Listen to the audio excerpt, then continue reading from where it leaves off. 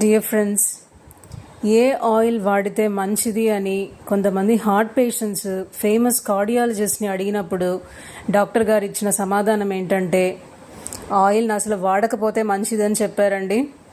ఆయిల్ని జీరో చేయమని చెప్పారు. వీలైనంత తగ్గించేసేయండి. చాలా తక్కువ, అంటే రోజుకి 1 స్పూన్ ఆయిల్ వాడాలి, లేకపోతే 1 స్పూన్ గీ వాడాలి, అంతకు మించి వాడకూడదు. అందులోనూ ఈ ఆయిల్స్ అనేవి మంచివండి, మంచి ఫ్యాట్సే. కాకపోతే విపరీతమైన వేడికి గురైతే మాత్రము అది బ్యాడ్ కొలెస్ట్రాల్గా కన్వర్ట్ అవుతుందండి. మన బాడీలోకి చేరి హార్ట్ అటాక్స్ వస్తాయి, కొలెస్ట్రాల్ ఇష్యూస్ వస్తాయి, బ్లడ్ సర్క్యులేషన్ అనేది సరిగ్గా జరగకుండా హార్ట్ పైన చాలా చాలా ప్రెషర్ అయితే పడుతుందండి.